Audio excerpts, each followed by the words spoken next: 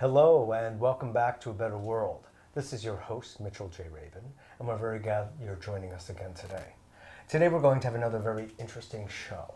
We are doing an exploration of something called Nidra Yoga, an ancient practice from India, of course, with one of the experts, one of the specialists, you could say, one of the current designers of this wonderful practice, and that is Amrit Desai, who is the author of this book and actually a number of others. But this CD is actually the thing that can walk people through in a very simple way what this rather profound process is. So these are available on their website, and certainly you can go and learn more yourself.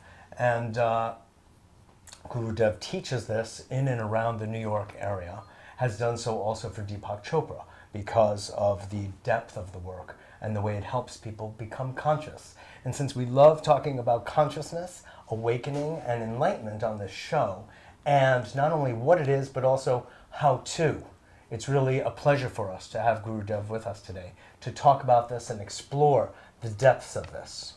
And just prior to going into this in greater depth, we just want to have a word with Gurudev because he is well known for his founding Kripalu, a wonderful, wonderful yoga center that's world-renowned. And welcome to the show. Thank you, Mitchell. Great to have you. Good to be here. I'm so glad.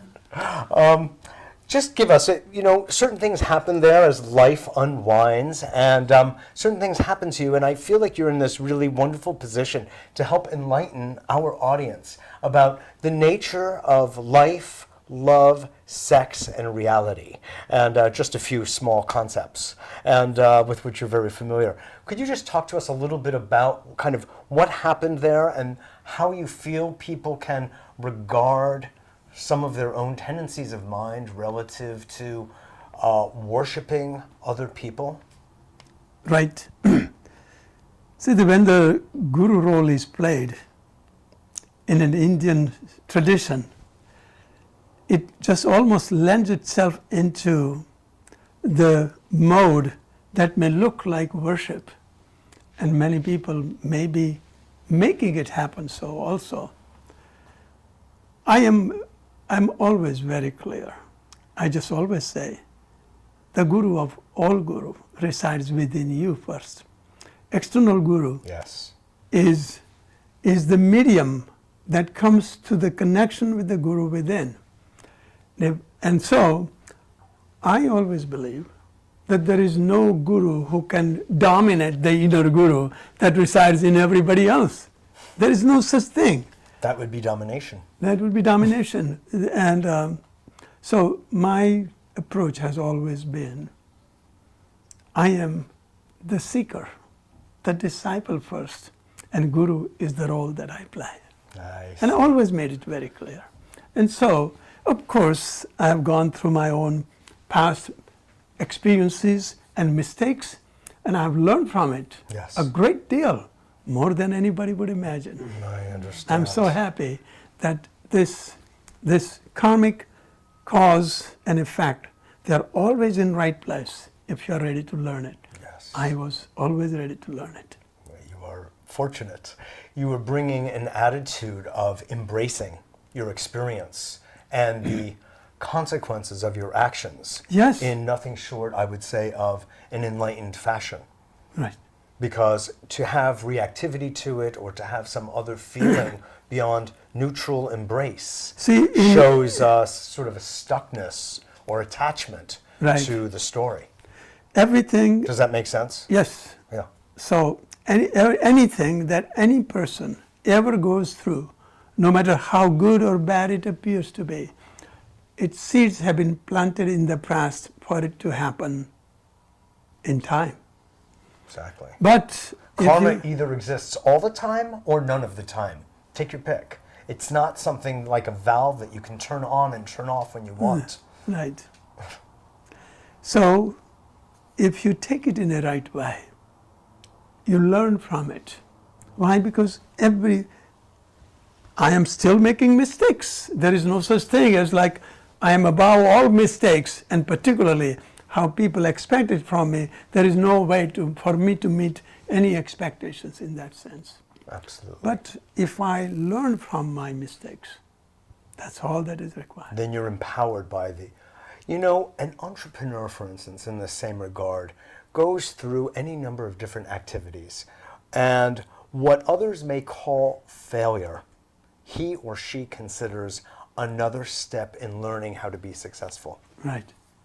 It's all just a question of mind and perception. Right. How we see. How we see what is. How we see what is. Exactly. So what is always the consequences of karma. The cause, the seeds seeds of karma that were planted in the past. Exactly. They come into effect into the present. And if you appropriately, consciously learn from it, then you burn the poisonous seeds of cause by having faced it in a learning way. Exactly. Thank you very much for your wise words. I really appreciate it. And this actually provides a very interesting and beautiful segue into the work of the depth of Yoga Nidra, because there, and I want to hear if you would please give our audience an explanation, an opportunity this gives us to reach those seeds that have been planted in this or other lifetimes, and in a sense see them, bring them to light, and free ourselves of those karmic potentials. Right. Would you say? So there is only one thing that happens when you step into the unfolding journey of the spirituality. Only one thing. Every time, whatever you are experiencing, that you are facing at any given moment, is the result of the karma. So when you plant the seed, you don't know what you planted, but when that becomes the cause. When it becomes the effect, it becomes visible. But when you plant it, it's invisible because it is planted unconsciously. Exactly. So when it becomes visible, you have one of the two choices. You resist it, you hate it, you're afraid of it, and you react to it. And blame others and become a victim. Or become a victim.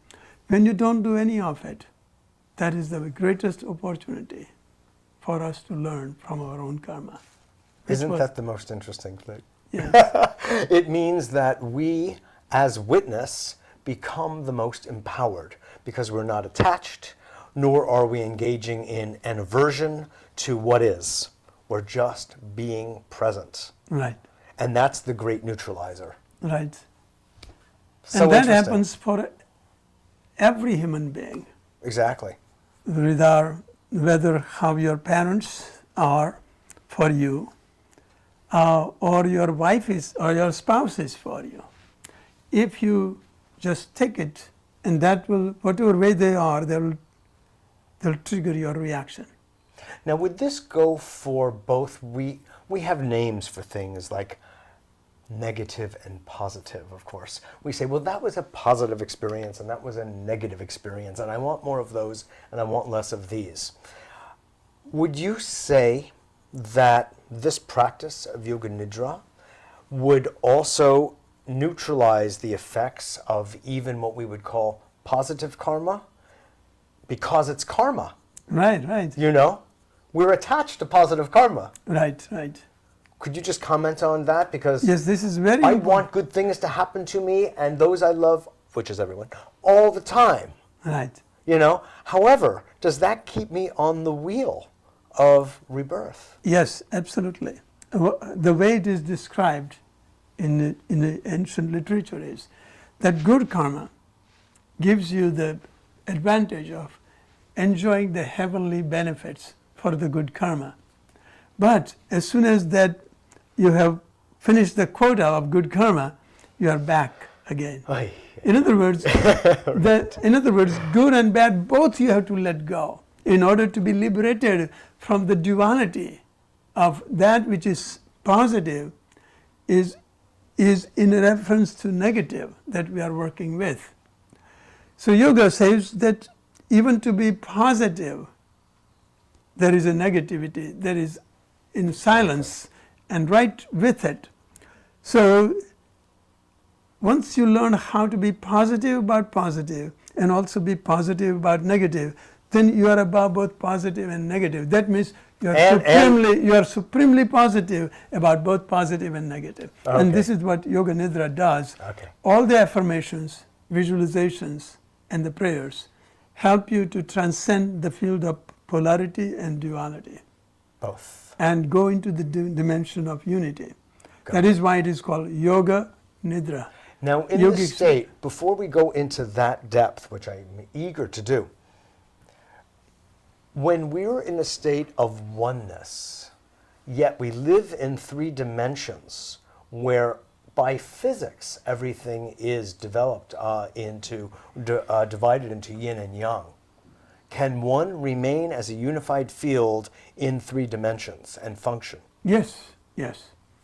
Why? Because in Yoga Nidra, you are doing two levels to go into the state of Yoga Nidra. Simultaneously. First level is called deliberate action with integrative intention that allows you to operate in a most efficient, effective way into the doership realm, so that you are doing something that is taking you progressively towards the integrated space. And it prepares you to jump into the total surrender into the second half of that means spiritual dimension. So you are combining making it happen and letting it happen. Only then there is completion. Got it. Got it. Okay, good. Define, if you would, Gurudev, Yoga Nidra. See, when people go into the Nidra state, Which is sleep in Sanskrit. which is built into us as a survival level instinctive urge to go to sleep. And the survival level sleep is unconscious. Is that This is entering into the evolutionary level of sleep, which consciously brings you in a more integrated space. Means as you become more integrated, you suffer less and less from stress, internal conflicts that begins to reflect in every one of your interactions in life and relationships. So when people do this, they see an amazing shift in their life everywhere. It's become so obvious because it's reducing your internal conflicts, which comes from your past karmic programming. surely? That is leading the show. Essentially, what you're talking about is doing a deep dive into the subconscious, where all the programming of all time, actually of the entire species, exists, and actually beyond that. And so once you make that nosedive in with the light of consciousness, things can ease, relax, let go, and get illuminated in effect. Right. Yeah? So in other words, there is, no matter what you do, how well you do, how great you do, how successful you are, there is no completion.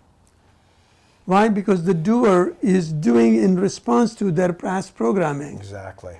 And only way you can get out of the programming is when you just totally let go, the doership, ego. And this is the unique thing about Yoga Nidra, that you enter into that domain where you let go of the doership. And that's what I have framed into the Amrit Yoga method also. So that is why... Which is your particular variation or frame of Right. the ancient practice. Right. So there is Gestalt is complete only when you let go of the fruits of your doing. That's a Karma Yoga principle. Sure. So you are doing and then letting go of all the tension about whether I will get it or not, how would I do it, or how much better can I do it, how can I acquire more skill to get it done. All the mental you let go all of gymnastics that Only go then. on. Then Gestalt is complete. When Gestalt is not complete, it remains in your subconscious or unconscious, waiting to be completion. And when it comes out as a reaction to any present moment, it is moving out as a reaction. So reaction to reaction, again continues to make us go Continues the deeper into cycle. the pre-programmed self-image and self-concepts. Now, when you and talk about letting go of the programs from the subconscious, clearly, here we are again at this certain duality. On the one hand, the programs we most want to let go of are the programs that yield negative effects in our current life. However, there are some positive programs that we have learned that allow us to adapt to the real world. And I mean, just for instance, taking certain care of ourselves, that we learned how to brush our teeth. I mean, there are things that are how to use a fork, how basic things that are part of our everyday life. And to let go of those programs could lead to something rather chaotic. So there is, our body lives in the field of polarity, and polarity operates in the dimension of time and space, and mind is the medium. So anything that you are doing in reference to external world that you live in, you can plan your goal, and you can plan the strategy, and you learn how to drive a car. You can't be in the present and forget everything you have learned. So, in order to manage your external affairs in life, you need to have a goal, you need to have a plan, you need to strategize. That is okay. But when you are trying to strategize your self-concepts and belief systems, that doesn't apply. So this is For sure. for the spiritual dimension, you learn how to let go and learn how to be in direct interplay with the reality rather than react to it with your past Sure. and distort it. So what happens when you engage your students, like in your workshops, to do Yoga Nidra? Does everybody go to sleep? Or Some what? people sometimes feel like they have fallen asleep and they feel extremely refreshed. And when they come out, they say, I think I fell asleep, but I feel so completely refreshed. And I don't have the grogginess of sleep. So that means they did not fall asleep. So first of all, this is important. What students find out is that they can go into a very deeply relaxed, integrated space that meditation takes, and they go there very easily.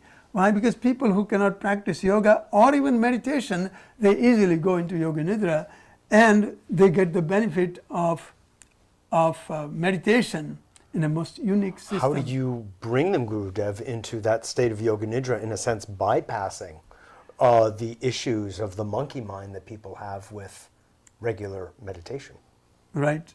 Mind is monkey, but not just like a monkey, but a drunk monkey. So and that is where comes the very special techniques of breathing with mantra, and also physiology, where there is an integrative space, there is a center where integration automatically happens. If you bring your attention there and focus it there, you instantly drop into deeply integrated, relaxed space. And that is the third eye. Okay. And also we use breath, mantra chanting, as well as some of the yoga postures, stretching and relaxing. So it's basically, it is a very... What you're going for is a deep alpha, probably theta, and even at moments delta state of utter complete inner quiet stillness. So much mimicking, basically you're mimicking sleep, but with but you are still conscious. Right, with a thread of consciousness. Exactly. Okay. And that's where the miracles happen. Anything that you pray, that you visualize, that you place your intention into it, that is carried out by your higher consciousness, and it's not the ego. So because this is the process of conscious crossover from ego mind to consciousness, where the doer just simply gives it to the higher power to carry it out. There's no with longer an trust identity. And faith. Right, exactly. With trust and faith, which is non-mental. Yes. And exactly. miraculous, like people who had bipolar disease. No, I totally get this. They disappear by just doing Yoga Nidra. Because they've unified the polarity. Right, so there it is. Goes, exactly. Because all the beautiful. sicknesses that are caused by the duality that remains there, where mind operates in conflict, Exactly. when that is removed, But that is the one that caused the disease. When you remove it, miracles. Therefore, the disease has nothing more to bounce between, if you will. Exactly. There's no more conflict because it takes two sides for That's conflict. very well said. Yeah, exactly. No, I get it. You know, in fact, the more, you know, I'm familiar with practices like this that come from the ancient Chinese, from the Qi Kung world. They have a Qi Kung of sleep, which engages people to use the sleep state, you know, somewhat similarly Right. to how you're describing. It's an ancient, you know, practice that probably could be found among a number of different indigenous groups. Right. So the more I think about it, I think, Gurudev, that this is actually far superior to ordinary meditation because you're already in the state you want to be in. You don't have to go get there. You're like, sleep is like you've already arrived. See, when That's why it's so practicing often considered an unconscious samadhi state in some texts. You know? some people I have seen, they struggle so hard to meditate and they feel like they're not getting there. There's they can't something stop wrong their with mind. them. And They they just can't do it. I know. and they look for time. When does it over? Oh my God, it's still only 15 minutes. Half an hour is too long. Time slows down so much. But Right. this, I have practiced. Like I have been teaching this since 1960 in America, and I have observed 1960. right. And I have seen people who struggle so hard with meditation. Yes, of This course. technique, struggle disappears, and they immediately drop into a deeply integrated space. And they learn how to enter into non-doership when letting go of the ego is an achiever or a performer.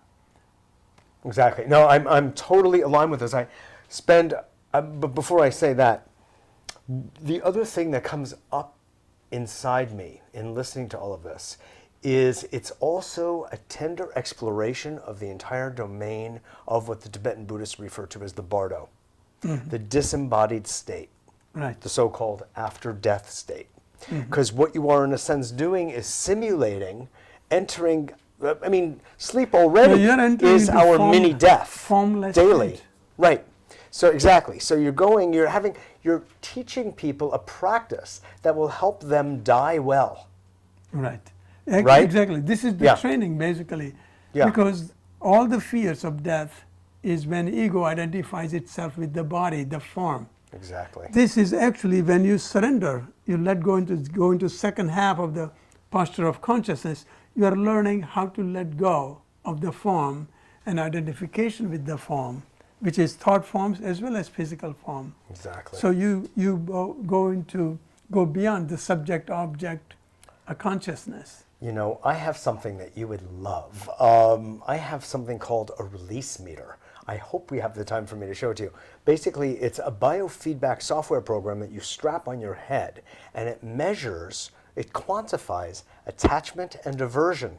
Oh, I love It the way you say that. quantifies it. So it takes the guesswork out of consciousness because you can see before your very eyes how attached you are or one is to issues, say, of mother or father or lover or money or anything. Right. You can actually see it and then work with yourself in a way to let go and practice, you know, releasing and come to a place of neutral. Neutral. And that is the You would whole love it. So practice. this is the interface, if you will, of consciousness exploration like you're talking about with technology, you know, because it's this beautiful marriage, as with science And particularly this consciousness. is so beneficial because people are always struggling with health issues. Exactly. And What have you restless- seen? What have you seen the results being from people? You mentioned the bipolar. Right. Or migraine headaches. Some of the people who have some of the different kind of illnesses that are related to the stress, almost every one of them, they find amazing results. Have you Amazing seen results. things with so-called degenerative diseases? I mean, like some pretty, you know, difficult, challenging things through this I have practice? seen so many results that somebody is just gathering all the evidences and writing a book because there are so many. Something that you just cannot easily describe because people have to tell their own experience rather than me. Exactly. What I'm almost getting the sense of Gurudev is this is sort of like a, you know, Americans love shortcuts, And this is a shortcut. right, right. This fits America very well. McConsciousness, McLightenment, it's crazy. Nobody has patience anymore or time. But this, in a sense, is a fast track, it seems. Getting into the deep theta delta. Not only fast track, but easy track. Ooh, easily even more attainable, appealing. doable. Yeah. And I'm not trying to make it more appealing just by saying so. It Yes. has proved itself to be so. Just kind of like structurally, it makes sense that it would be, because you're already in the state of the deep meditative state by function of the various exercises to bring you there. Right. And you're bypassing the drunken monkey quickly. Very quickly. Therefore, you're in a place where you can really do I that think inner you exploration. summarize it very well. That's exactly what works. Beautiful. And people do not know this domain. It's totally invisible for them. They don't even suspect that they have this place to go to where their problems are solved without fighting with them or struggling with them. As Einstein said, Gurudev, you cannot solve problems on the same level on which they've occurred.